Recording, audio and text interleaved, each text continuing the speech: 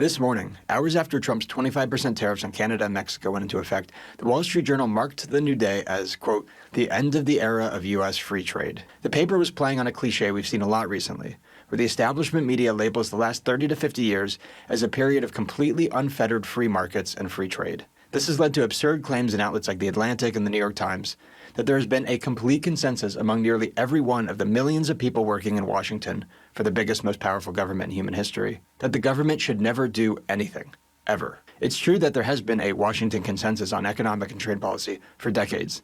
And it's true that the establishment has called their system a free market and a system of free trade. But America does not actually have a free market or a system of free trade. At least not in the way economists and most members of the general public understand and use those words. On the trade front, when most people outside of D.C. say free trade, they simply mean the absence of government interference with foreign trade. But to politicians, free trade refers to complex agreements that only come about after governments negotiate thousands of pages of tariffs, taxes, and subsidies designed to ensure a balance between imports and exports. Underlying these agreements is the economically illiterate anti-market idea that countries benefit from selling goods to foreigners, but are made poorer by buying foreign goods. Most of these free trade politicians also subscribe to the ideology of globalism, which holds that international markets and peaceful cooperation can only come about through top-down global governance, secured and enforced by a globe-spanning government superpower.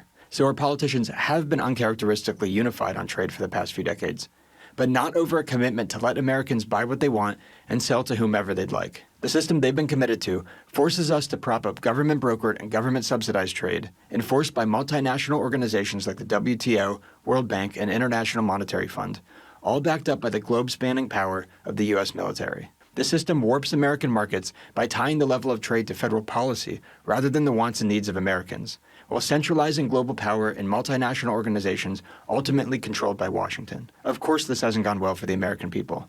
For decades, our government has prohibited us from buying all the goods we may want or need, while forcing us to pay almost $1 trillion a year to fund a massive global military that props up the political class's crony trade system. And then, on top of all that, they label the heavily interventionist status quo free trade, to sidestep criticism from most opponents of big government. And as the economic destruction brought about by such a system comes to pass, amplified by Washington's horrific monetary policy, the American public can easily be tricked into thinking their problems stem from the fact that we have too much freedom. Now, the establishment is reaping what they sowed, as Republicans take those lessons to their logical conclusion, and in doing so, threaten the few remaining wealth-generating aspects of our trade system that are needed to keep the scam going. But this isn't the end of some era of free trade.